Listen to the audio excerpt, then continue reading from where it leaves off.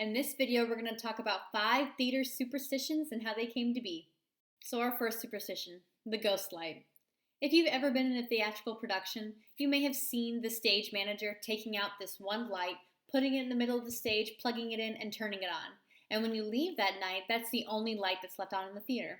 This is called the ghost light. It's normally used in applications for safety. That way, if anybody were to come in the theater at night, they wouldn't just walk off the stage or walk into the stage. They'd still be able to see. It also has ties back to the early 19th century. In those times, theaters used to be lit by flame.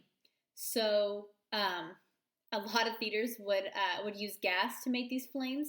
And unfortunately, a lot of theaters would burn down because the gas lines became too pressurized and there'd be an explosion of gas. And the fire would cause the building to burn down. So it was thought that if you left on a flame at night whenever you left the theater, that it would depressurize the gas lines and therefore stop any explosions from happening.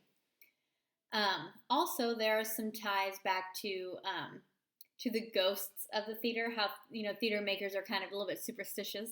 So it's also thought that maybe that light was to ward away ghosts, or that light was meant to give light to the ghost actors to be able to perform their show after everybody leaves. Therefore, meaning that you're going to have a good show and that the theater ghosts won't try to stop you from having a good show. The second theater superstition is never whistle in the theater. This has ties back to the early days of flying in sets. What this means is that set pieces used to be above the proscenium up in the grid. So you would lower it down and it would fly in on stage. In those early days of flying in sets, a lot of stagehands were sailors. So they would be up in the grid trying to communicate with each other over these giant set pieces, and they figured that the easiest way to communicate was to whistle to each other. So different whistles would mean different things, like lower this in now, or haul it back in, or fly it back out. So if you were an actor on stage and happened to be whistling as you crossed the stage, you might get a set piece flown in on you. So it was always a big superstition, never whistle in the theater. Even though now we have headsets and radios that we can use to talk to each other, it's one of those superstitions that seems to have stuck. Fourth theater superstition is to never wear blue on stage. This is one that's probably gone out of trend a little bit because now we don't abide by those rules. But back in like Shakespearean times, blue was a very expensive dye. So only really successful theater troupes could afford blue costumes. And that was how you showed everybody that came and saw your show and other theater troupes how successful you were. So if you were a failing theater troupe, you weren't really making a lot of money, your shows weren't doing very well, they would try to buy blue costumes to make it seem like they were doing well. So blue has always had kind of a tradition in the theater to be a little bit unlucky. And blue is only acceptable on stage if it's paired with silver, which is a pretty interesting fact. Third superstition is one maybe a little less well known. It's don't ever bring peacock feathers on stage.